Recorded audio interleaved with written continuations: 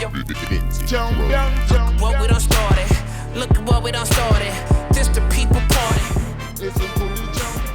Peace and love, party people, and the place to be is the BKMC Talib Kweli, MCEO. This is the world's best podcast, The People's Party. As always and as usual, I have my funny and thought-provoking and always fun and enjoyable co-host, Jasmin Leigh, in the place to be. What's up, Jasmin? How you feeling?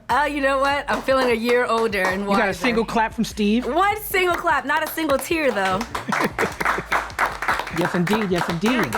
Here we go. Today, we are going to delve into the comedy realm, which is a realm that you love. Yes. Today's guest is absolutely one of the most culturally relevant comedians working today. One of my favorite comedians working today, a hilarious comedian, the actress, a producer, a writer, a podcaster, a journalist. This woman does it all. You have seen her on Last Comic Standing, where she made it as a top 10 finalist during the show's 8th season. You have seen her as a commentator on The Young Turks, and we love The Young Turks around here. She is a revolutionary comedian. She has appeared at Tiffany Haddish Presents They Ready on Netflix, where she did a fantastic 30-minute set. You might have seen her stand up on Gotham Comedy Live, Comedy Knockout, and with the homie Larry Wilmore on a nightly show. Last year, she graced us. If you haven't seen this, I encourage you to check it out. A very, very important, not just stand-up special, but a documentary on HBO Max called Fighting Words. Once again, I urge you to check it out. I really enjoyed it. Ladies and gentlemen, give it up for Aida Rodriguez in the place to be. Wow. I'm good. You good? Yes, good to see you. Good to see you too, beloved. Good to see you. It's corny. It feels like you listen to it and I'm like, who sent that? And then I'm like, and I have so much more work to do. So much more. You're just getting started. I know. We have so much work to do. You're like the OG rookie out here. That's what it is in comedy. I started as a grown-up, yeah. I have a lot of comedian friends, and one thing that's very clear is that comedians, more than any genre, get better as they get older. Comedians, seem to me, don't really hit their stride until they're numbers of years in. Yeah, they're adults and they have lived. And it depends on what you're talking about, right? Because if you kissing cats on YouTube, then maybe not. Right. If you are, and no offense to those who kiss cats on, I'm not. Right, we're not here cat to kissing kink shame anybody. I'm just gonna keep my thoughts. But I wasn't even thinking about it from a kink perspective. I was thinking about it from a comedy perspective. But I think my heroes in comedy, like my greats, my Mount Rushmore. I love Richard Pryor and George Carlin. I love all these new comedians, modern day comedians. But when you ask people who their favorite comedians are, George Carlin and Richard Pryor remain on the list. That's right. And that's prolific. And that's right. Never, these are not like self-professing greats. These are people who, the people like Muhammad Ali said, these are the greats. I only aspire to be, a little bit of that, because that's what inspires me in comedy. That's right. And one thing that those guys have in common is it's funny because it's true. Absolutely. Everything they were saying. I was talking to one of my comedian friends, Joe Chrissy, and we were talking about besides living life and like having a lot of things in your bed, you have to actually get out and experience life. And sometimes you have to take a break and be like, I don't have anything to talk about because I'm not experiencing life. And if you're not experiencing life, then you're not going to be funny. Yeah, I feel like everybody's in a rush right now to not be forgotten. So there's this always battle to be relevant. So even with music artists, you'll see them, didn't you just drop an album? But back in the day, like, we would wait on Janet Jackson's next album, Look, what she's talking about. And everybody, the internet has just sped things up so much. But it is imperative not just to take a break, but to go experience other art for inspiration. Like, I got inspired by an episode of Top Chef where the chef got inspired by another artist. He had to take a break, and he started going to museums, and that inspired him to go back to cook, and then he bought one of the pieces from the artist that inspired him and put it in his restaurant, and that inspired me to go write, The circle of artistic life. I love it. Speaking of the circle of artistic life, you and I, we've been talking on the internet because we follow each other's careers, but you and I have a lot of connections from my ex-wife who you've worked with. Yeah, she DJ'd. We would do the live interviews for the BET Awards when they used to have the experience. And she came through one year and lit it up. It was beautiful because I always ask for a DJ that's a woman. And then to have one that was so dope. You know what I'm saying? She's really dope. The music was, it was just a great experience for us. We had a great time together. But I saw Lemon in your special. That's the homie from back in the days, Angela Yee. Yeah, somebody I knew from before she was on radio. These was like, when you was like, these are my people, I'm like, those are my people, so you my people. And when we talked, just even trying to set this up, you shared with me how much you loved Reflection Eternal and Africa Dream, and that meant the world to me, so thank you. My kids and I used to listen to the album when we were, the thing about it is my ex-husband is Muslim, and he's a Black nationalist, and we raised our kids Black. I'm Puerto Rican and Dominican, but we raised our kids Black first. And so a lot of the stuff, I believe in subconscious mind programming, so a lot of the stuff that I had them listen to, even at a very young age, I love hip hop. My kids love hip hop. My son wakes up every morning and listens to Luchini. That's a good one. And people be like, "How you know about this?" But we would listen to the music, especially when it's grounded in where they come from, where the roots are. Have you ever seen that meme where I think Afion posted it, where you start singing Luchini, but everybody only knows the first two lines of Luchini? This is it. What? Luchini falling from the sky. Let's get rich. Yeah. Sugar Fossey. I only know the ad-libs, so no. Introducing. Yeah. No, my son knows all the words. Afe is my people too. That's my brother. Yeah, shout out to Afion. One of the first guests on People's Party. Now, anyone who knows me knows I love Puerto Rico. I love San Juan. I love Rincon. I love Loíza. Shout out to Tego Calderon. We got records together. And Tony Toca, that's my people. And Babito and Crazy Legs and the Rocksteady. I'm at Rocksteady every year. Puerto Rocksteady every year. Like this is, Legs calls me an honorary Puerto Rican. Nice. And so I just love it. I love it. Me being a New Yorker as well, just Puerto Ricans, Dominicans, all in the neighborhood all together. Your grandmother, who you're named for, rest in peace to your grandmother. And she was pretty gangster, huh? Yeah, my grandmother, my mom's mom. Yeah, my grandmother used to walk around, I'm writing about it now. She used to walk around with this handkerchief, and people thought it was for the sweat, and it was because she had her 38 special wrapped up in it. But that's her baby. That was justice for her. And it gave her a sense of security, and she used it a few times, once in my presence. But yeah, she was. I was named after her. And I used to be ashamed of my name when I was a little kid because people used to try to make me feel bad about my name sounding like, or having the letter of AIDS in it. Or, I was named after both of my grandmothers. And when I found out the history of my name, and I was like, man, sit up. Sit up, why don't you? Right. It was beautiful. I went through that with my name as well. When I got to high school, I started calling myself TK because people would make fun of my African name, but I had to learn how to embrace it, which is why it became my hip-hop name, my rap name. That was part of my embracing my name. Like, I'm not going to make up a moniker. My name is powerful enough. Absolutely. When my son's name is Omar. He's named after the Caliph, and my daughter's name is Akela. And, I really took that on, what it meant for me and my evolution as a human being, understanding what your name means. And my name is also an African name. Yes. My name is Ethiopian, and when Ethiopia was a matriarch, Aida was the queen. And Aida, learning that stuff, they took it away from us. They took our village, they took our names, they took, they made us feel bad for having names. They make fun of you if your name is different, and that's our power, Yeah, I feel like there was I own a bookstore, and I used to work at this bookstore in Kiru Books in Brooklyn. I feel like we used to sell a children's book called Aida. I want to say it was illustrated by John Steptoe, who's a classic African-American illustrator, but I could be wrong about that. But I'm going to look it up when we finish this interview. Your father was Dominican. That's right, excuse me, and a musician. He was a father, but he is. Okay, gotcha. You have described yourself as an anchor baby. That's what they called me growing up, right? Can you break that term down for people who don't know it, why you have embraced the dichotomy of it and why it can be an offensive term? Well, I mean, it's a derogatory term for people who had children who were undocumented, had children in America to try to get citizenship, and so they would call the kids anchor babies.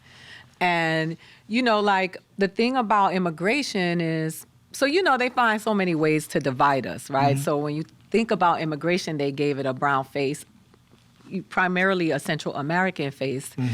My father is Dominican and was undocumented. And so they had me in Boston, and he still got deported. And I just think it's important for us to have a conversation about immigration, because when we talk about erasure of Blackness, it exists in that too. And while we were talking about immigration and all the horrible things that were happening to immigrants on the border, there were Haitians and Africans who were being held in Mexico and in other places. And I just think it's important that we don't erase the Blackness of people, regardless of where they are, because they belong to the tribe and they belong to us. Yes, indeed. You and I were talking in the back about this new wave of nativist, not anti-immigrant per se, but anti-Black immigrant things that are happening in Black communities in America. And it's really terrible. You know, it is, and I understand the pain of all Black people, because wherever you are and you are of melanin, you are being mistreated. I've been to Palestine, you know, I've been to the continent of Africa, Asia, I've been all over the world, and I see, you know, I met Ethiopians in Israel that I could feel their pain and what they were trying to say.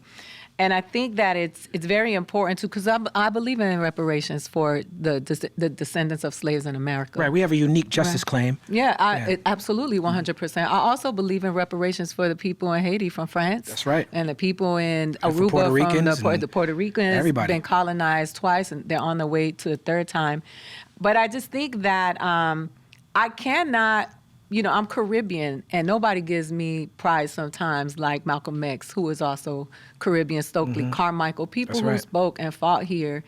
And it pains me to see the division, because a lot of times, well, white supremacy doesn't need white people anymore, because we're doing a good job doing it to our We are a global majority. As a matter of fact, it doesn't even work without us being accomplices. Yeah, no, 100%. And if you're gonna shit on light-skinned Black people, and then Dr. Angela Davis was on the front lines, and you have so many people, like, it's amazing for me. It's very painful for me to see how now we take each other down, and the enemy just has an opportunity to laugh at us and say, look at them. We don't have to do anything. They're canceling each other out. That's right. Because even when we were talking about this thing that's happening in Los Angeles, people going crazy on the internet, like they heard racism for the first time. But what doesn't change is the conditions of the people in this country. And there are a lot of people who have positions of power and visibility and platforms who are grifters and are also taking advantage of the pain of Black people in the name of trying to help Black people as well as brown people. And it's hard for me to watch, because it's a pimp game. They run it, buy my shirts, come see me talk, donate to my thing, and the people's conditions don't change. That's right. The only thing that changes is the lifestyle of the people who are speaking these things into the community. And it's painful, because I see it with comedy. I see it with actors. Everybody became activists. You know, don't fat shame, do this, do that. You know what I'm saying? And they rich, but they haven't taken a walk in the hood in I don't know how long. That's right. And that hurts me. That's right. Click like to subscribe if you like this video. Make sure you... No, I'm just playing. We don't do that on this show. We don't... That was perfect comedic timing, though. Talib is working on his 15. Can you speak on the tension between Puerto Ricans and Dominicans? Of course, you know, it's white supremacy. It's the worst thing that ever happened to Latinos, Hispanic, Afro, Puerto Ricans. I would say, I have to, Rosa's in my head. Shout out to Rosa Clemente. Rosa Clemente, my sister. But the truth is, the worst thing that ever happened to us is that they gave us flags. because they divided us in a way where now we like to flex on each other, right? Colombia and Venezuela, beef. Puerto Rico and the Dominican, beef. Colombia and Panama, beef. Like and it's white supremacy at work. It's like you're walking around with a colonizer's flag, speaking the colonizer's language, shaming other people because they don't speak Spanish, right? But that's not my native tongue. My native tongue is Arawak or Taino, right? Yeah. They didn't teach us they took our language for us. But we do that to one another, and it's been so Puerto Ricans and Dominicans are the same people. And people gonna come. I don't have Twitter, so don't waste your time. But there is the same people. Cuba and Puerto Rico were called the same bird with two wings, right? And so you look at these people, and they're told it's all white supremacy. It's like, oh, you got good hair. Dominicans are darker. They closer to Haiti. They got Haitian blood. Haitian people are Afro-Latinos. Technically, they're from Hispaniola. They belong to us as well. All of that stuff is foolishness, because if you go to Puerto Rico and you go to the Dominican Republic, you see struggle. And every single day they tell us, but you're not like that. Well, you a citizen. Are you really a citizen? Because when the hurricane came, the only papers they threw at you were a bounty. Word up. You know what I'm saying? So I just sit here and I think about all of the things that divide us. And when it comes to being Puerto Rican and Dominican and being told that I didn't have to tell people I was Dominican because I had good hair, or like, you not like that. You more us than you are them. That messes with your self-esteem, because that's what I am, and there's nothing I can do about it. So you telling me technically that part of me there's something wrong with part of me because I don't present, I present darker over there, and that's what they've done with Puerto Ricans and Dominicans. People who, all fried plantains, eat peas and rice that come from where we really come from. People Spanish is not our native tongue, in all honesty. And they took our village away from us. I speak about the village all the time because I know that is so anti-American. America really pushes individualism because it dilutes groups of people that would normally have power, right? It takes a village to raise a child. And the plantains actually was what made me realize that that all of those countries are Caribbean, because it's like, oh, okay, I didn't know Dominicans. As I got older and I started hanging around different people, because I eat Jamaican food all the time. My family's Jamaican. I'm like, oh, you eat plantains too? Like, who knew? That's African too. I just keep hearing Godfrey's voice, like, I know black. Oh yeah, that's his. That we talk about. Godfrey and I know black. Yeah, no. You black, I know black. I've heard you call that, what you just spoke on, a gift of colonization. 100%. Yeah. Sometimes I used to get angry, like, because that's the go-to now. People get mad and they're like, look at this anti-black. Imagine being black and hating black. Right. You know what I'm saying? Like, I can't fathom the thought, because I love every ounce of my blood that comes from the great people of my past, who I am a dream, like, who could never imagine that this would happen, that I would be here doing this with you. But it's so, we take that gift and we flex with each other. Rosa and I have this conversation all the time, because when it comes to media, they got their favorite Latinos that they have doing the conversation, and they always erase indigenous and dark-skinned black people.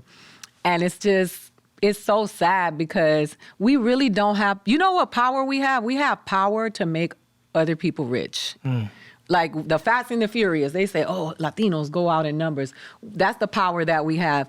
But we don't use that power for each other. That's right. And so I don't want to hear none of that, like, I'm seeing here somebody was like, oh, this anti-Blackness within the Latinx community.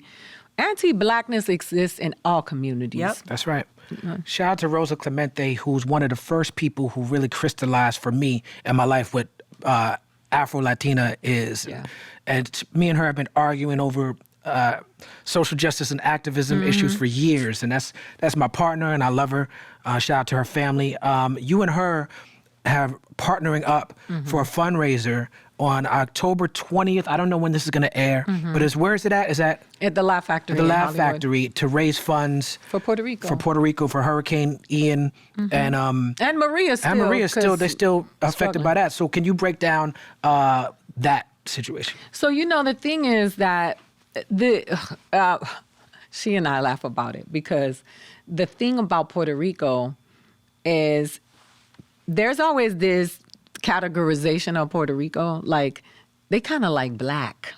Like black is bad because the island is, because we're Americans and we have Americanness in common with Black Americans in terms of we all got stolen, kidnapped, they scattered us about, and we all survived and we still here, haha. But, she and I were talking about, so Puerto Rico, who is now being colonized for the third time because it was colonized by Spain and then America, and these hurricanes have been an opportunity for these people to go onto the island and start gentrifying the island, which they've been doing for a long time. But these hurricanes and these natural disasters are really assisting with that because people are fleeing for the purposes of survival, and now they're taking over the island. So we want to re-gentrify the island with our people. There are a lot of Black people from America who've been moving to Puerto Rico, and Puerto Ricans who are now going back. And I just think it's important to help the people of the island because they belong to the diaspora. They belong to us. And listen. I always I get ahead of the arguments because people are going to say that some Puerto Ricans are anti-Black, and some of them are. Some Black people are anti-Black. A lot of them. I mean, Spike Lee did a whole movie about it called School Days. If you ain't seen it yet, message. You know what I'm saying? Exactly. But I just think.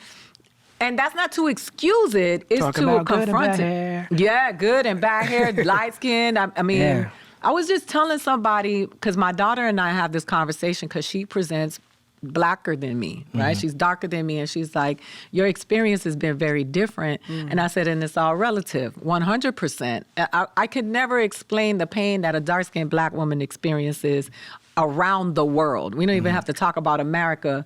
The woman that everybody emulates and pays to look like is always being made to feel like she's less than. But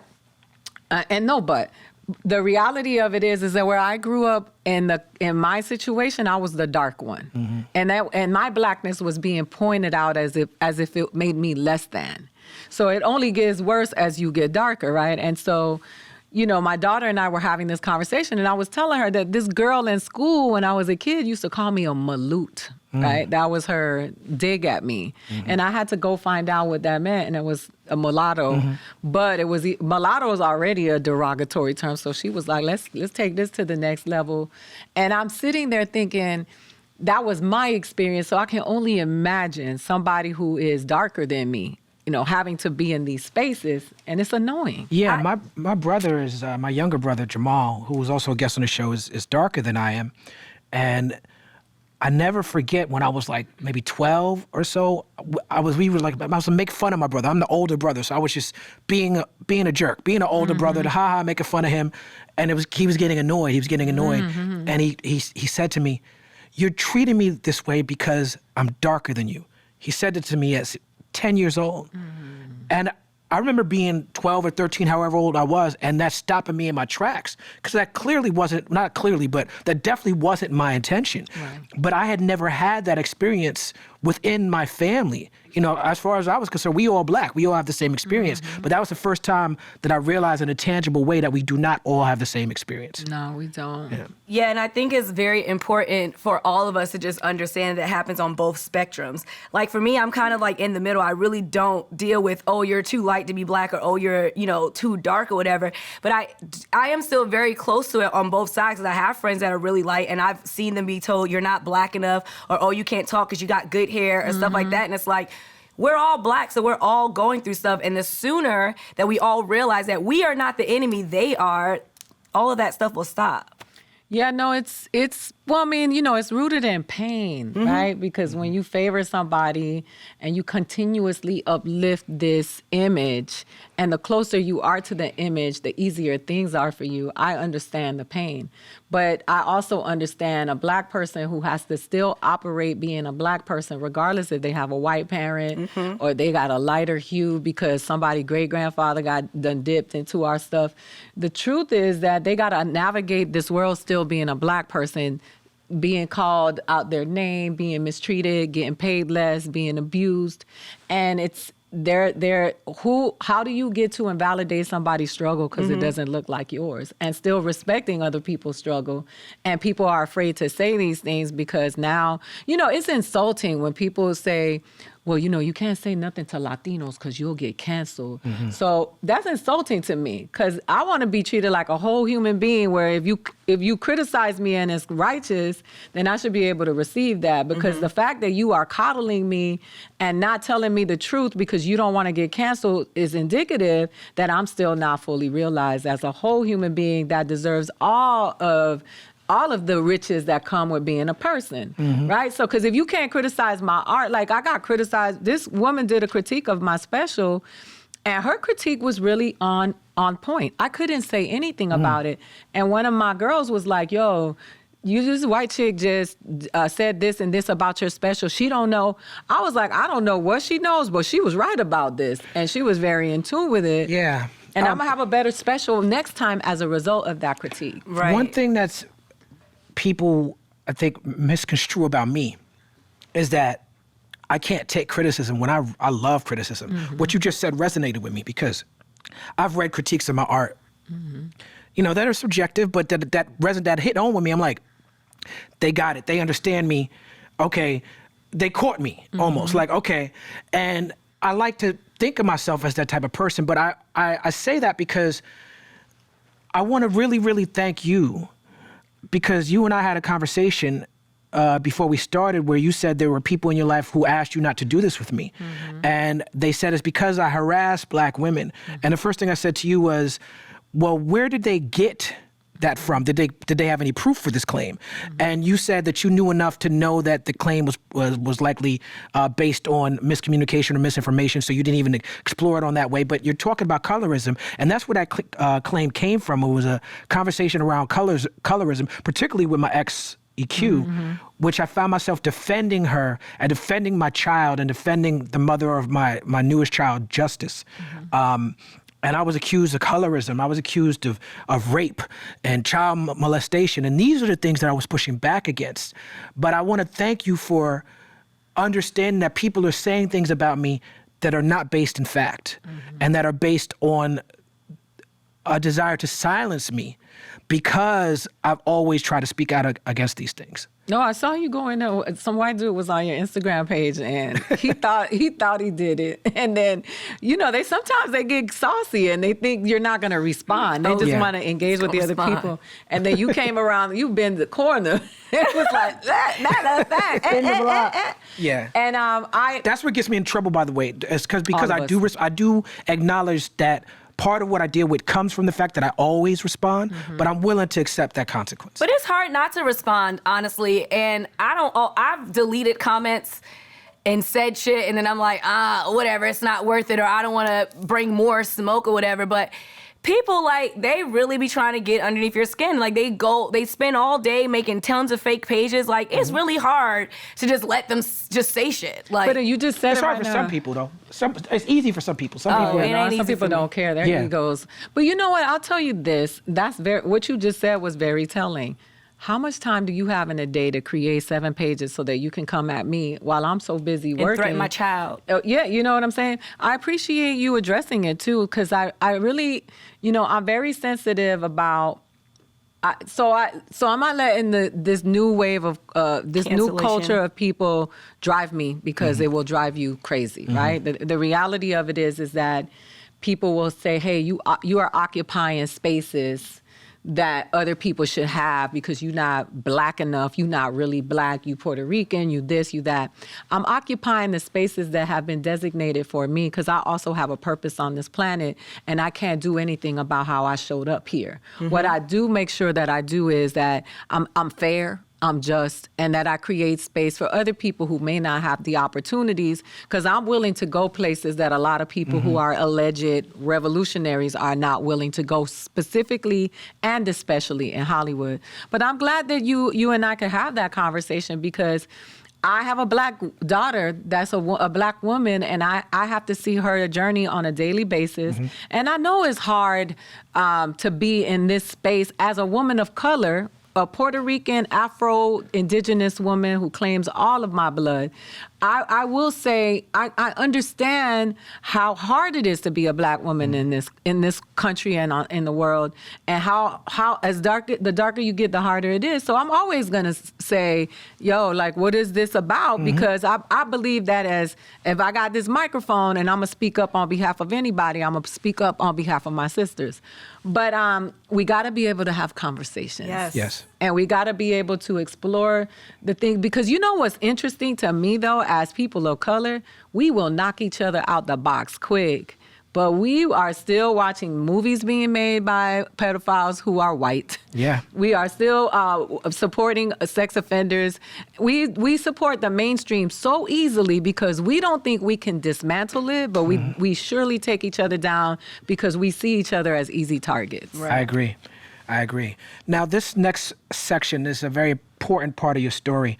And the way you talk about it is very brave and empowering for me. I really enjoyed the op-ed you wrote for the LA Times telling your story. And I'm going to quote you. You said, "The thing I thought I couldn't survive made me a comedian. By the time I was 6, I had been kidnapped twice. Once by my mother, who took me from my father in the Dominican Republic, and then by my grandmother, who snatched me from New York to get me away from my mother's boyfriend and took me to Miami. I knew too much to be just a kid." You deal with this in your comedy as well. Is there anything more that you would like to share about that story that you haven't shared? Well, you know, I just finished my first draft of my book that I'm supposed to be completing by the end of the month. But, you know, I will say when you come from a marginalized community like I come from, I grew up eating that hard government cheese and that awful peanut butter and, you know, buying beer with food stamps for the adults. And buying beer with food stamps? Yeah, we used to buy beer with food stamps at the well, I can't be a snitch. But we did all of that because we were surviving, and many of us knew way more than we should know. We didn't have the luxury of a childhood because we're always in survival mode, you know. My grandmother didn't speak English, so I wrote about it. I would go to the gynecologist with her, and I learned about like all that stuff. Like that stuff happened for real. Like, so your vagina's broken? I told her vagina was broken because I didn't know how to say, you know, syphilis. It's broken. It's leaking. It's broke. But that was in my mind, the doctor said it was a disease, and I was like, oh, it's over for you, Grandma. But I was relieved, though. I was like, you need to stop fucking. This has been a problem for you every single time. I know grandmas are people, too, but it's just like grandmas, I don't think of grandmas having sex. You know I want you to retire, but you know. You said your grandfather was still getting texts from other women, right? He was, you know, when he cheated on my grandmother, I was in the house. I was playing on the kitchen floor, and my grandmother was in the hospital. And her best friend's daughter is who he had the affair with. She walked over me while I was playing jacks on the floor and went into the room and smashed my granddaddy while my grandma was in the hospital. Wow. And then she just walked right over me. So how did you know did you know that's what she was doing, or you just knew after the fact? No, I didn't know until my grandmother found out. So she invited us to come, and she called everybody. It was a meeting. And when we got there, her husband standing on the corner, like, up against the wall. And I know that because that's where I used to stand up against when I was in trouble. She had you back up against the wall. And she's sitting on the table, like spinning her gun. Your grandma. The 38. My mom is like special. right here, the 38 special, Rosita. And so, and all my uncles are around, and she told everybody. And so I'm like, well, this is adult stuff. She's like, no, vente, you stand right there. She said to him, who was in the house? And then he pointed at me, and I'm like, oh, how I get to be in this? And then he goes, Aidita was in the house. And what was she doing? And he was like, she was playing on the floor. So now I tell you, like the Godfather, he commits adultery in the house with my granddaughter. And I'm standing there like, you know, now I got to go find out what adultery is. Right. Because I hear the word and, you know, and then I find out all this stuff. So it happened with me in the house. That was bold. So all of that stuff compounded, you know, like, I celebrate Black and brown children, especially the ones who grow up in impoverished, marginalized communities, because we make lemonade every day. Mm-hmm. That's right. And that was what was happening. I took all of that stuff and I was like, I'm gonna write about it because I know I'm not the only one. Mm-hmm. Right. All right, so you've talked a lot about learning how not to bash your baby father, despite the issues the two of you have had, and how you've had to learn how to just keep moving as a single mother. So I'm not a new single mother, it's been 2 years, but that's still pretty new. So how can we as single mothers hold our co-parents accountable for the things that they do that we don't like, while also not hurting how our children perceive them? So I'm gonna answer that question strictly from my perspective, because what I try my best not to do is to try to be an expert of anything. What I can tell you is that I have a son and a daughter who are two amazing human beings and how they show up in this world. And they both are very productive and very good people. And when I say productive, I don't mean that from the capitalism standpoint. I mean, they show up every day to make the world around them a better place. And that's important to me. I never talk bad about their father, because just like I'm half Dominican and they talked bad about being Dominican and it made me feel bad about myself, I knew that was going to affect their self-esteem. I'm not going to shit on somebody that I consider to create life with, to sit down and say, sure enough, he has some shortcomings and he's done some things that have been egregious. But at the same time, I chose him. And that's a reflection of me. And together we made these two lives, right? And so that has to mean something. That has to count for something. And then the other thing is, does the system really work though? No. I know a lot of people, I was forced to do child support because I was on state aid. I never got any money from that. It never really worked. They just wanted to put him in jail, or they wanted to take his passport, another way to oppress another Black man in this country. But I will say this though, I understand the pain of a lot of women who are raising children by themselves. And there has to be consequences, and that's why we need our village, because back in the day when you had the village, it would be a group of brothers that belonged to the village that would put hands on you if you didn't take care of your kids. Right. I also think it comes with time. For sure. Obviously, I'm 2 years in, so I'm not fully there, but because my daughter is very smart and does understand stuff, I do make it a point of not talking negatively about him around her. And then even before that, they have, her name is his nickname. So I started calling him from his full name, so I'm not even, speaking bad on my child's name. That's not even how I see him anymore. But what people don't understand is, as women, we have to be the bigger person every single time. So this man can do whatever they want, and then every time they call, you have to be the bigger person in order to let your child speak to this man who's not handling his business. But you're the bigger person for yourself, not him. He's not part of the equation. You do that for you, because that's going to keep you from getting liver cancer, because that stuff, you internalize that, and there's dis-ease in the body, right? So, and I'm going to tell you, I was bitter, I was angry, I was mad, until one of my friends said to me, the day you stop expecting the check is the day you're going to be free. And you're not there yet, but I'm like, you almost there. But when you get to the point where you're like, it's not gonna happen. Right. Everything that happens beyond that point is gravy. It's freedom for you, because now you know how amazing I feel knowing that my daughter and my son are two great human beings that did it in spite of not being helped. And I was like, you know what? We're gonna figure this out. It's gonna happen. Don't worry about this field trip. I got it. Even still, I feel like my heroes, like my grandmother. My grandmother was a single mother. My mother was a single mother. It's a generational thing in my family. And I was like, yo, look at these people. I did that. And now he's like, man, my bad. And what I'm gonna do? Right. Gloat in his face? I told him, you got more years where you can be with your kids than not. So go do it. I don't want to bury him. I just wanted him to show up. But Right. I was allowing my pain to drive my car, and it was going to drive me off the cliff. Forgiveness doesn't make them right. It sets you free. Yeah, yeah. And I don't know if I was forgiveness. It was, I like that pain metaphor a lot. You know? It really resonates. yeah, it would drive you. I don't know if I was I forgave him 3 years ago, if Okay. I'm honest. What I learned to do was cope and say, this is not a factor in my survival right now.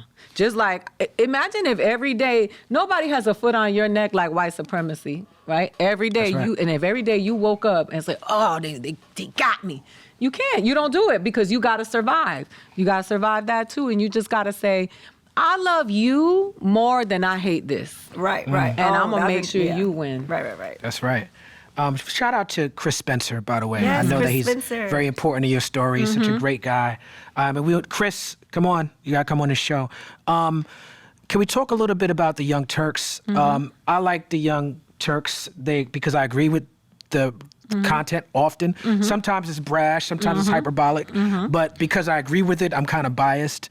You're a great activist journalist because you're doing journalism work, but it's not just the facts. It's the facts plus the context and the emotions and everything that goes into it. You got a standing ovation on one of these Young Turks things for challenging a conservative woman who was using the tired trope of, talking about the black community doesn't care about black babies because of abortion rates in the black community. Can you take us into that moment for a second? Oh yeah, this is Wheeler. I had it that day. First of all, she was banging on immigrants. Then she came for abortion, and she said, "If you love black people so much, why don't you stop them from having abortions?" And my blood was boiling at that time because I'm like y'all really care about them after they get here, right? They're like, don't kill them.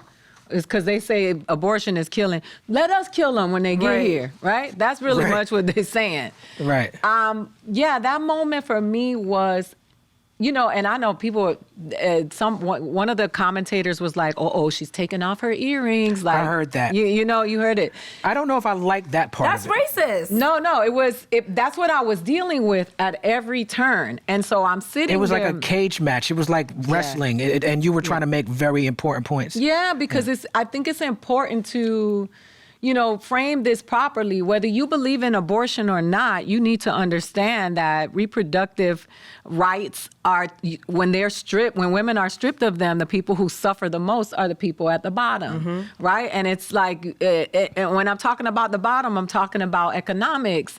And so I'm sitting here listening to these people who really allegedly care about black life so much, but then when they turn the corner and they're on the next panel, they're like, well, why do black people keep killing black people? We have to hear that all of the time. But I'm not trying to hear none of that. I respect you about your post about Kanye. I don't think that none of it is cute right now. We cannot afford that. We are in a constant state of crisis. They come for us at every turn. If it ain't through reproductive rights, it is through immigration. If it ain't through immigration, there's always a way to hold people of color down. And so when I'm sitting here listening to this woman go off about black people who she ain't never even rolled through a black neighborhood before. She doesn't even know, the realities of what it is to be a person of color and in this country and have to survive just to on a daily basis. I couldn't take it anymore. And Jane just stepped out the way and said, he was whispering, he said, get it. He was like, go ahead and get it. Like, I'm not even going to say nothing. Because it's just, the constant trauma that black people have to experience in this country that a lot of us are not willing to admit when we disassociate ourselves from the struggle. It's easy for me to say, oh, I got out the hood. It's easy for me to say that, but I cannot tell anybody I got out the hood without Sylvia Rowe, who was my 5th grade teacher, who made me read books, without Miss Flanagan, without the dealers on the block buying my shoes for me. Without all of that, there's no me, right? There's no me here. It's me back there cleaning the school that I went to. So when I sit here and I listen to people have these conversations about those of us that come from places that other people look down on, I have to speak up for that. I come from some amazing people, and there was some abortions on the block. And so, you know how many abortions are taking place on liberal campuses throughout this country? Why are you singling this out as a black thing? Like, you really care about black people. Are you worried about, you know, I mean, the way y'all act, I will be advocating for abortion. Y'all scared that too many of us are here. Right. But it was just that, and the snark that came with it. It was like, yeah, you know, these black people always having abortions, as if I go do comedy clubs, comedy shows. Me, Gina Yashari, we do these tours. Shout out to Gina. To speak out against speak in favor of reproductive rights, and the majority of the people that be in them abortion clinics are not black and brown. Yeah, the only thing they stopped is safe abortions for women of color and poor women. That's right. Yeah. Can you speak to the sexism, racism, and ageism that you experience in comedy? And also, do you think the job of the female comedian in entertainment relies on being sexualized? Ooh, you know, it's funny because, you know, like in comedy, they'll tell you, don't talk about sex. Don't look cute on stage. When you're a woman of color, they'll say, hey, they say, don't resort to that dirty talk.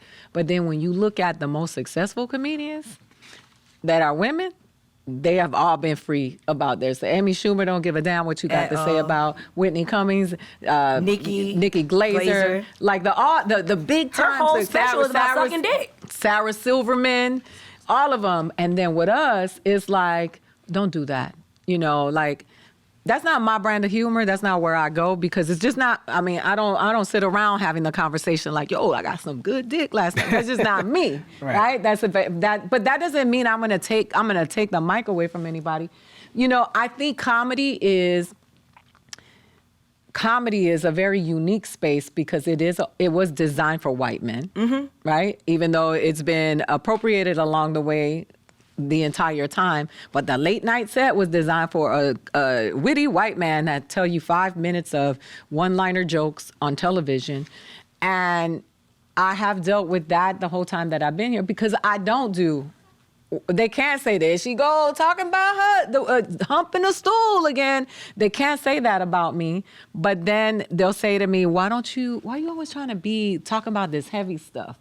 And then those will be the people turn around and say, George Carlin was brilliant. Right. And they just meant you. They don't want you talking about this stuff, because why are you talking about this stuff? Unfortunately for me, the numbers don't show up for me because I'm not gonna tap dance for laughs. It's not who I am. And I'm not mad at anybody who tap dances for the laughs, because they are also part of this thing that we are all surviving through. But I'm not doing that. That's just not, that's not how I show up in life, right? Me and my kids, we dismantle racism at home through economics on a daily basis. But the level of racism, sexism, ageism that I've experienced in comedy has been abundant, and I just sit down sometimes and I'm like, I'm gonna write my way out of it, because we defy what they expect of us on a continuous basis, and it's very hard for people to cope when you can't just, wait, why are they not, were they supposed to be, why she not, somebody told me, you know this person now, I'm not gonna say this name. Okay. This person said to me, hey, you really wanna blow up? All you need to do is dance salsa at your shows. Oh my goodness. And I was like, no. And that was their big news. Their big advice. Yeah. That's hilarious. I don't know. I mean, I've been doing comedy almost 7 years now. Well, technically 8, but COVID. But anyway. And I've dealt with it on different ways, because I am a pretty girl. They were like, oh, you don't need to dress up on stage. So like my first couple of years in comedy, I dressed like a stud. I did not look cute on stage or whatever. And then I was like, fuck that. And I started looking cute. And then what I realized is that when I say my jokes, it's like, oh, now I'm getting on stage like, oh, well, you said you're going to do this for that. It's like, these are jokes, like step back away. And then also what I realized is that up until I had a baby, my relationship relationship with male comics were different. They treated me like their little gay sister. As soon as they found out, oh, you fucking, you got a baby, now it's like disrespect and little slick comments like, oh, well, you should have fucked me, or how did you not do da-da-da, or whatever. So it's like, and so many women have to deal with that, and it's absolutely ridiculous. Well, you know, men who are trash are not exclusive to comedy, right? If you trash wherever you go. So, you know, I had to be publicly shamed by what I had on Last Comic Standing, my yellow dress. You know, I was told that. And mind you, I don't think Keenan Ivory Wayans was trying to do that. I think Keenan Ivory Wayans was actually trying to protect me. And it was, you know, and it was interpreted as that. But he was like, you know, comedy is not about distractions, and you're very distracting. You have on this yellow dress, you got on this makeup. And it was that was hijacked by a lot of these people in comedy, and they were like, oh, you trying to be cute. But one of the people who I used to open for that's always mentored me in comedy, Corey Holcomb, said to me, so what you gonna do when you host the Oscars? You gonna wear a sweatsuit? Exactly. You know, he was like, you gotta be, he said, I don't care what you have on. Because I used to open for him. He said, when you go on that stage, you could have on a burlap sack. He said, but you better be funny. Because that's what your job is. And he said, and ain't nobody telling none of these. He was like, ain't nobody was telling them white people, the white ladies, you know, Phyllis Diller and all of them, that they needed to dress down. So why you do you? And Paul Mooney, who I opened for also, he said, don't come, I can't say the word he said because I get canceled for saying the word he said. But he was like, you better not walk up in here looking like that. You better walk up in here looking like, because he's a comic, pretty little bitch. He's like, pretty little bitch, you better be, and I want to see you look like, made me go look her up, Marilyn McCoo in this motherfucker. Marilyn McCoo. If whatever is true to you, That's if some you dress up. Black film. Absolutely. Yeah. What are you saying? I was saying, I just be true to you. Like, if you dress up, dress up. If you're an overall girl and that's your brand, then just be your brand. But it's like, stop telling women what they need to be looking like. 100%. Listen, sometimes I rhyme fast, sometimes I rhyme slow. Sometimes I have on a dress and I want to, because I feel that way. And sometimes I got on some Jordans and some jeans and I do me. And I have stopped listening to the noise because no great comedian. Huh? You were MC. In my soul, I am. Yeah, you are. And there's no recipe book. There's no right exact recipe for making it. I love to see Light dressed up. And I love to see, what do you call it? Light as a rock, Light. Like, That's right. I love to see her with her jeans. And door knockers. You know, absolutely. You know I have them. And I think it's important for us to just be every expression of ourselves. Right. And stop letting other people tell us what to be. Because it doesn't matter if they fuck with you, they fuck with you. Exactly. And if they don't, they don't. And if they decide that they're not going to fuck with you, you could do all the flips. All you're going to do is lose your self-respect in the process. Yep. You're just going to be like, damn, I did all. You've seen the movie. You do all the shit they tell you to do. And they're like, nah. And That's you're right. like, nah, I just played myself. That's right. So just do you. That's and right. last thing about that, the people who have longevity in their careers are themselves. The people that be like, oh, I'll put this on so I can get in this movie. Your career lasts a year or two, and it's like no one cares about you because we don't know you. You and your special fighting words, which I can't stress enough how much I love the special. Oh, thank you. That means a lot because we know we banged your album. Thank you. You returned home to Dominican Republic, and you got to spend time with your father for the first time in your life.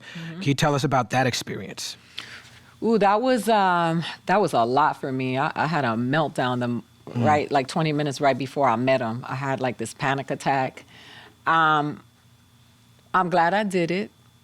I was told not to do it by a lot of people because they said that I was going to be perpetuating a stereotype that was very prevalent in my community. And I decided to do it because I wanted people who are in my situation, who are little kids who are in places who feel less than because they don't have their one parent, to know that they were not alone. And I wanted them to see the other side. I turned out pretty good, I think. And I wanted to meet my father, and I wanted to document it so I can see it, because I was not in my body in that moment. And I still haven't watched it to see what it was, because I'm not ready. I'm still processing. But I hadn't seen my father, and I have a brother who lives in Los Angeles who's my father's son, who I had I had the opportunity to get to know and spend time with before meeting my father. So I wanted some context, and he gave me a little bit. He has some biases because, you know, he had his own experiences with my father. But, you know, I wanted to show people, like, how we mind our comedy sometimes, how some of us, you know, we write art what we know, right? And so I wanted people to understand that a lot of these jokes do come from real life. You know, like, you know, some people will make up this person and do this for the sake of a laugh. I dare to just kind of dive into my real life because it's cathartic for me. It helps me heal. And no one can steal your jokes. Yeah, and no one can steal your jokes. That's an excellent point, which the more you write about you. But I wanted to show people in this season of, which I think is going to be the dark ages in the future when they look back and they're going to be like, that was the dark ages of the 20th century or 21st century. These people that like to sit down and talk about comedy and criticize us and, like, you know, not understanding that a lot of the stuff that we write is rooted in pain and what's real for us, and we're people, not jesters. And so I wanted to show people the experience. You know, during this time, I changed the direction because this was like during George Floyd's public lynching, Breonna Taylor's lynching, like all of the stuff that was happening during this time. And it was very painful.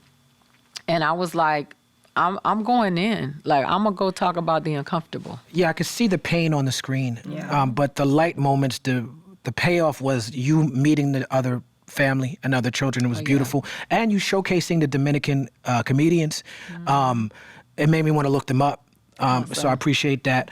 Fighting Words was filmed in the Bronx. Yes. In the food stamp building. Yeah. You raised in Miami, but you feel like a New Yorker to me. I think Mark Maron said the same thing. You say I'm a revolutionary in that. I love that. You say white supremacists have no hands. Yeah. No hands is a constant theme for you in your comedy. It's on site for Eve. I know that. You know what I'm saying? Yeah. You know. You know, it's funny, though. The reason why I say that about hands is that every single time you hear in history about the horrible, horrific things that have been happening to people of color in this country, it's always a mob, right? You know what I'm saying? They don't ever say, you know what, let's get out the way. Let's let this be fair. And not that I'm glorifying fighting, but sometimes I'm like, we have fought our way through so much and we are still here. And yo, Fighting Words was a very interesting experience for me because so my grandmother took me from New York. I was in the Bronx, and that was the building where the food stamp building that my mom got her food stamps from, because my mom stayed in New York and I was there, and then she went, I went back to Florida.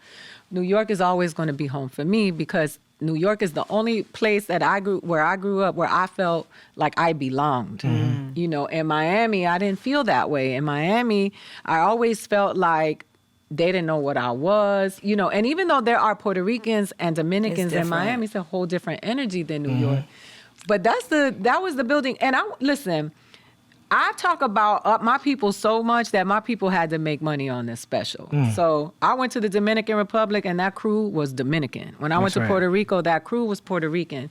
When I went to the Bronx, I was like, we going to the Bronx, because they how they tried to get me out of the Bronx for they were like, what about Sotheby's? And I was like, nobody I know coming to see me. Right. I was like, that's where they used to sell my cousins. Like my mom, like I'm not doing that. But so I just wanted to go back and give back to the community. We ascend and we start making money and we start getting popular as comedians, and then we're like, oh, I'm gonna go do mine at, shoot my special at this whatever venue that's prestigious or whatever. And I was like, no, the people of the Bronx need entertainment too during COVID, where they had such a high rate of loss, the struggle. And I was like, and they're going to come see the show for free. We're not charging them. Yes. That's right. Up in the Bronx where the people are fresh. I have a quick question. After you met your father, did you feel like more complete? Did you feel like a better writer, or like you knew a little bit more of like where you came from? It's funny. I went to Della Reese's church before, and Della Reese wasn't the pastor, but the pastor said, the most dysfunctional thing I ever heard in my life is that little movie with that white boy talking about you complete me. She was like, can nobody complete you? You got to be whole by yourself. And I took that with me, right? Because I had this I romanticized this whole idea when I meet my father, I'm going to meet myself. And therefore I am going to, girl, I'm just as dysfunctional today as I was June 2021. I went to therapy on Wednesday and I'm still working through my daddy issues. Now I know exactly where he is and my life has not, what I am is better for knowing that I have a broader village. I have these people in the Dominican Republic who are family and children that call me auntie that I'm going to see about and make sure that if I can influence their win, I will. But meeting my father answered a lot of questions for me, but I walked away with even more questions because I had a hard time reconciling how you could just live your life knowing you had me out there and you raised these other kids and they have your name. And I wasn't, as they say, I wasn't like the side bitch child. Like that was your boo, wife, right? So why would you do that to me? And he couldn't give me an answer. Yeah, I had a similar experience. You, I want to talk about you as a director for a second. Cool. You're now directing 2 Entre Nos episodes? I did 1 and then I did 2 half-hour specials. Oh, okay. What's that like? That was great. That was beautiful. Ian Lara's special comes out on November 11th. He's a black, dark-skinned Dominican guy who I have been watching do comedy and people not knowing how to light him. And he's brilliant. That's and I was sitting there like, man, we gotta be okay to jump behind the camera. Right. I love Donald Glover. Yes. Because Donald Glover made a TV show and made 3 other stars. That's right. He did the Gremlin. And that ADOS FBA stuff we were talking about earlier, he dealt with that in a new episode, a new season of Atlanta. Like, I'm just sidebar real quick. I'm traveling. I spent a lot of time traveling through Europe this last couple of months, and I go to London, and I had that same experience with the Billionaire and the Nando's and all that. And then I go to Amsterdam, and in the episode where Paperboy has the mushroom trip, they go into my favorite coffee shop. This is a place I go as soon as I land. When I get to Amsterdam, they walk in there. Oh yeah. I'm like, yo, how's Donald Glover know all my spots? He's following you, Talib. He's following me around Europe. I'm watching the new season. Well, it's not the new season, but whatever the last season of Atlanta. I'm living it as I'm watching it. Yeah, shout out to Donald Glover. It's amazing. And so I respect him so much because he's an artist, he's an actor, he's a comedian, he's a musician, and he is also a visionary because he's like, they all stars. Yeah. Zazie, Lakeith, Yeah. Brian, they're all stars. And that is, to me, a beautiful testament of how great we are and can be and what it could look like if we were not afraid to say, here, you want some? You know what? Like, that's what made it excites me. So the opportunity to direct comedians who I respect so much and I think do a special type of comedy, which is not better, but Ian is a deadpan comedian that's very cerebral, and he ain't doing what they expect a Dominican comedian to do. Marcela Arguello, who is irreverent and confrontational and in your face. These new comedians, Ralph Barbosa, and Gwen LaRocca. I was honored. I was like, yo, I had so much fun. Just getting the lighting right for Ian was just an accomplishment because I could see him like, he was like, I'm good. Black people who are dark-skinned often, as a coping mechanism, when you're taking pictures, always make self-deprecating jokes. Yeah. I noticed. Like, well, you gotta light me. I'm too dark for this pictures. I've heard this my whole life.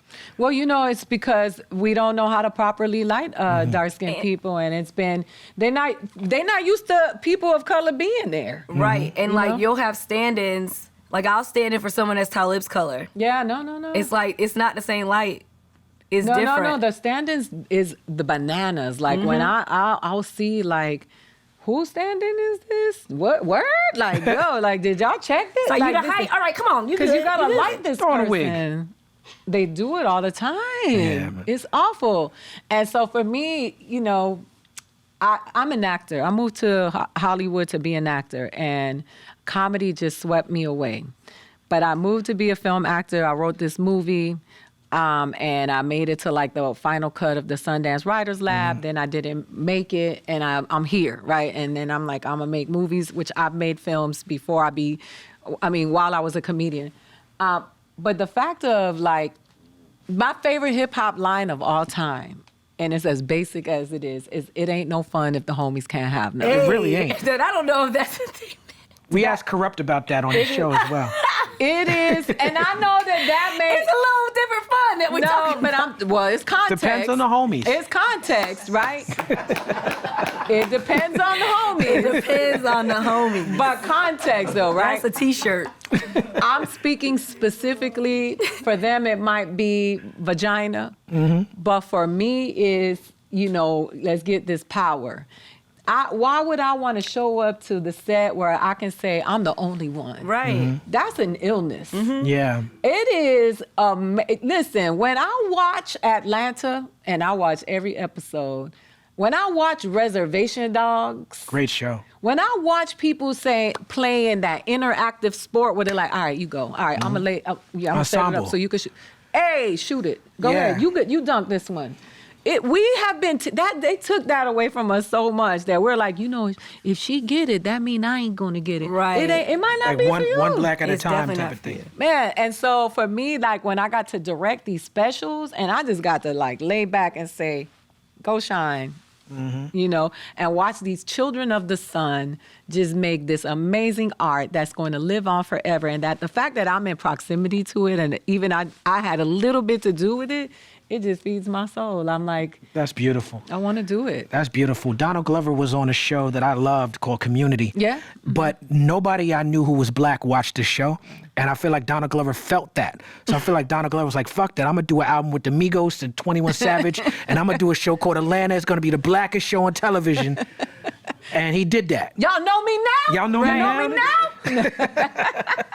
You didn't make it till your black people know you too. That's right. Yeah, man, shout out to Donald Glover. And Reservation Dogs, such a good show. I'm glad you shouted that out. You talked about coming to Hollywood because you had that script, but you spent some time being homeless when you got here, right? Yeah. Because you lost a job. I was homeless, and with my 2 kids. And it's funny because in 2021, I would have been nervous to answer that question because you said homeless because I had gotten corrected so much about saying unhoused. And then I was like, yo, would I have cared what they called me when I was at that Best Western? No. Right. No, they would have. If they'd have called me, hey, listen, the transient. I don't care. I'm just learning to get back to the place where I can have these conversations. Yeah, I was, and I'm always going to give a face and a name to people because when we talk about people who don't have a place to live, which has increased significantly since COVID, right? We keep saying, we keep framing these people incorrectly. Those are families out there, man. My daughter had to spend a Halloween, that's her favorite holiday, in a Best Western hotel. I slept in a car with my kids, and I didn't sleep because I was scared something was going to happen to them. I just think it's important to be honest. You know? You have a great joke about that term, unhoused, and how a woke person tried to use it on you. Yeah, she said we don't say unhoused in a public setting. And I said... Well, what are you supposed to say? Sorry, go on. No, so I ignored her. And then she tweeted it to me because she was trying to go viral. And I said, did you tweet this from the comfort of your home? Yeah. You have a line, ain't nothing scarier than a dick you don't want. And men should have to earn... That sounds scary as fuck. It is scary. It's the difference between flirting and harassment. But anyway, that's what homophobia is also. Ain't nothing scarier than a dick you don't want, and men should have to earn their dicks. Can you break down that line for us? I agree, by the way. You gotta earn your dick too, Talib. I agree, man. I work hard for... Wait, That's what? funny. Pause. Can you explain that line? That was from my joke in my They Ready special when I made... First of all, I was talking about allyship, which some writer who could eat a dick from Forbes magazine specifically put, we talk about dick, let's talk about dick. This writer called me homophobic because a lot of people weaponize this homophobia against people of color, and they get away with it in the name of homophobia, right? So this white gay guy who was at the top of the food chain called me homophobic because I said that men, whether they straight or gay, have a privilege that women don't have in being men. And I said, if we want to talk about allyship, then I say men should show up for gay men too, should show up for women. And the joke was, gay men, every woman, instead of pepper spray, should walk around with a gay dude. And if somebody try to rape you, you're like, Adam, fuck him in the ass. And then, because it ain't nothing scarier on the planet than dick you don't want. Isn't that what homophobia is? Yeah. Right? And that was my point about homophobia. I wasn't shitting on gay people. I was raised by a gay man who was murdered in a hate crime, who got beat to death in Liberty City in 2013, and was my father. That was my father. That's who raised me. I was raised by my 5 uncles, so they are all my father, but that was the one who was in my house and took care of me until the day he left here. And so, and not to say, because I got a gay uncle, I love the gays. But the reality of it is that, yes, gay men have a privilege, and I have gay friends that I know leave my house at 3 o'clock in the morning. They'd be like, I'm like, call me when you get there. And they're like, girl, I'm good. Yeah. I'm 6'2". I wish somebody would. I give them some dick. You know what I mean? This is what you was looking for? Yeah, this is what and so, anyway, that joke was about that. And then the other line you said, you said something else. That men should have to earn their dicks? Oh, that men should have to earn their dicks. It was, when, if you watch comedy a lot, such a great percentage of comedy is shitting on women. Oh, yeah. Right? So, and a lot of people have made careers. The drunk girl, the stupid bitch, the bitch who wants the side bitch, this bitch, that bitch. It's constant. I made one joke about that men are a problem. And if you look at society and you look at history, yes, nuns have sexually abused children, but disproportionately. Like, if you look at what men have done throughout history of time, patriarchy is not a figment of somebody's imagination. It's been hijacked by these dumbass motherfuckers who want to live on Twitter all day long.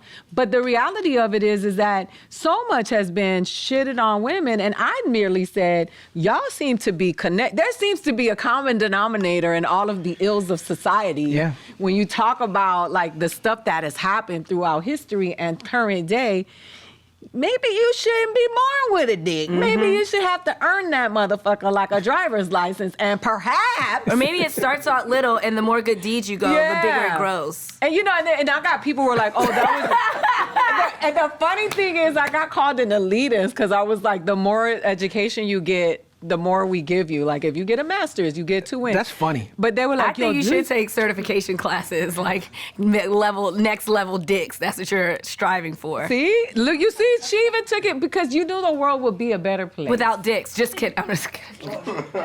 And now, and here go the dumb motherfuckers saying, that, but she was saying what I was saying. I said what I said. I said, y'all motherfuckers have been present. Every time somebody breaks the vase, you standing right there.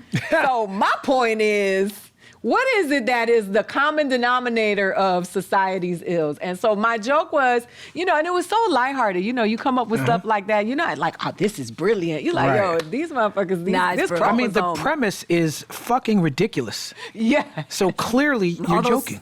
But not today. And I was like, yo, wait till y'all hear my new joke about that chromosome being a birth defect. Oh, Lord. Now you're really going to be mad at me. I can't take all this misandry. Yeah, but it's so funny. Because Talib, did you catch the eye roll? Because Epic eye roll, right? In the words of Leslie Note, men's rights is not a thing. What were you about to say? No, I was like, I sit with Corey Holcomb and I listen to him and annihilate women. Yeah. And Corey go hard. A great percentage of his supporters are other women. And I'm sitting there and I'm like, and he would listen to my set when I would open for him, and then he would come out and eviscerate me. Like, that was his thing. And I'm like, so now it just made me go harder. But he's like, yo, that's a funny joke. He never even said to me, why are you talking about men like that?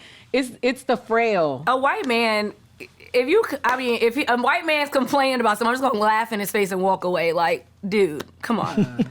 You have to do a lot to mess up white privilege. You just have to. Yeah, I don't know if you can mess it up. I mean, you still get to walk down the street. and not worry about, you get, it's a privilege in just existing that. I was thinking about that, like going to Europe, right? Like you said, we're going to Europe. I have white friends that every time they have an idea about doing something, they don't think twice about doing it. And I got to think about, in Greece, is it okay if I, are they racist there? They pushed me and my daughter in Venice, in Italy. This white man just pushed us out of the way and just started cussing us out. And wow, that happened to me too in South Africa years ago. Yeah, and then they were like, oh yeah, they like they don't really like. See, it's always weird. I've just dealt with like hate randomly. I was standing on Melrose in a equality rainbow shirt, and someone go be gay somewhere else, and I was like, oh my God, this shit really happens. Because I don't like. That seems like the perfect place to be gay at. Right, Melrose. Like, where else do you be gay at? No, not but in Melrose, the block is hot right it's now. Hot, yeah, so it's hella gay people on Melrose. Of course. Well, this has been very pleasurable for me. This has been my Me honor. too. I've been wanting. We've been talking about this for a long time. Thank you for coming. What's next for you? You said a new special The coming. specials are coming out. I'm finishing up my book, which will be released next year, and I'm developing a TV show right now. I'm working with Soledad O'Brien on one thing, and then I'm working on a scripted TV show. That's beautiful. Thank you for gracing us with your presence. Thank Ladies you and for gentlemen, gracing us. Aida Rodriguez on the People's Phone. Yeah, great. Woo! Great.